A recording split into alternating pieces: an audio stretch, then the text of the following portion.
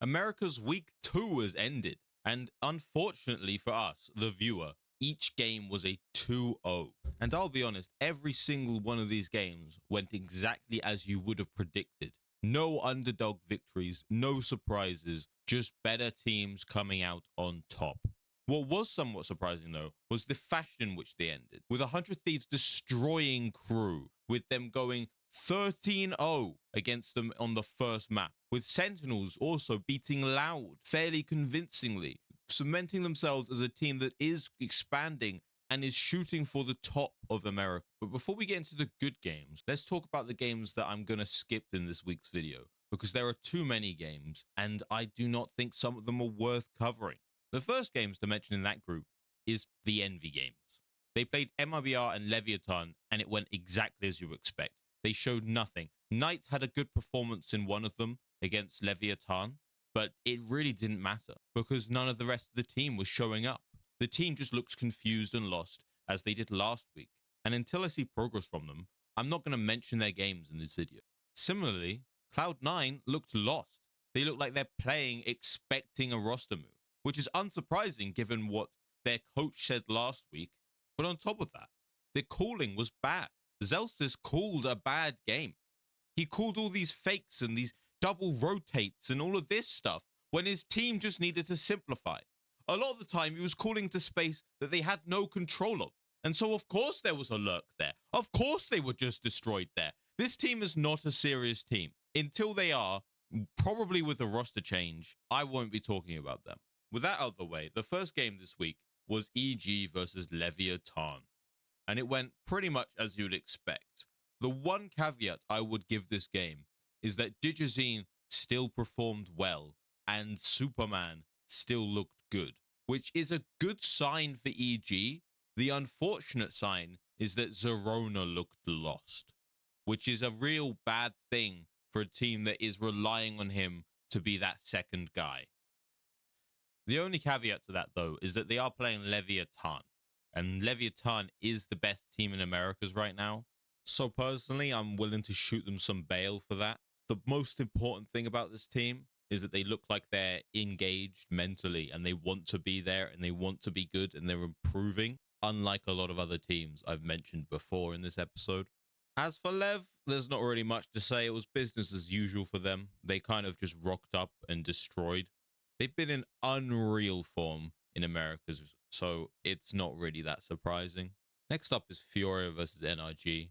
And we're going to focus on NRG first, because Furia had another game, so we'll link those two together. For NRG, though, there isn't really much to say. The world champs are back in form. Mada popped off, as well as Kiko, on the breeze to bring it over the line in a close OT, which Furia did put up one hell of a fight, and they executed it well. And on Summit, NRG just looked like the best Summit team in Americas right now. They have a clear idea of what they want to do on the map, especially on defense, where this team always seems to thrive with their KO utility and their Brim utility, partnering with Cypher really nicely to bring them stall and not allowing the enemy to go in and push as a team, which often left Koala Noob isolated, leading to him going 1-7 in first bloods. As for Furia, they just sort of play like a team that has just kicked their best player. They no longer have that thing to drag them over the line, that extra star presence to bring them over the edge in a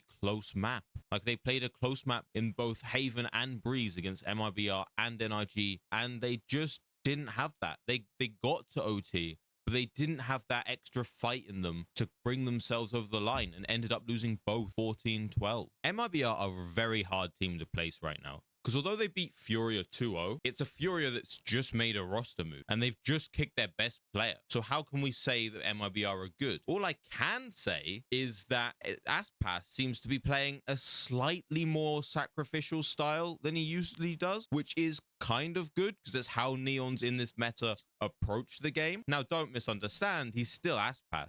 So he's not playing full-on gung-ho entry, but he's not playing quite as baity as he used to. And it seems like that's clicked something with the team. That having been said, MIBR still have some rounds where they just seem completely out of sync with each other. It's a very odd thing to witness. And we see it in Vitality as well, another super team, where these star players are used to being the guy and they aren't quite the best at team play yet. And I do think MIBR are improving and they're on that road and they might make it to champs, but I'm not willing to guarantee it or say they're favored quite yet. I'm excited for this week's match against Leviathan, which I think will teach us much more about where they really stand in Americas. Next up was 100 Thieves versus Crew. And gosh damn it, I did not know how good 100 Thieves were. They destroyed Crew, especially on Split, where it was 13-0. The good thing I can say for Crew, though, is that they did wake up and fight back on the next map. So it doesn't seem that they were too mentally disaffected. But unfortunately, they weren't able to get it over the line. When you've got a game where your best player goes 4-13, something must be very wrong. I'm willing to say it strats-wise, because they have not looked good on any map except for Lotus this year. I don't know whether Sadak just hates the other maps, or maybe the coaching staff do, but either way, something major needs to change in this team because they have not looked themselves on any other map. On Lotus, they look undefeatable. They do all this beautiful team fight stuff, but on the other maps, they just can't seem to manage it. On top of that, there's a confidence to playing whilst knowing you have good strats. And they don't seem to have that on any other map. Sentinels versus Loud is the last game of the week we're going to discuss because Sentinels came out of this game swinging. John QT topped the charts again with a 1.46 rating. As an IGL, that is insane. Cortesia as well was also shooting. And when those two are both shooting, it just doesn't look fair, man. The only asterisk I would put on this week is that Redux did end the week with a bad rating purely because of his appearance on Breeze. He didn't look that comfortable on the Phoenix and he was getting sort of punished a little bit. But to be honest, that's a very minor thing and it could just be lack of comfortability because he's such a flex player.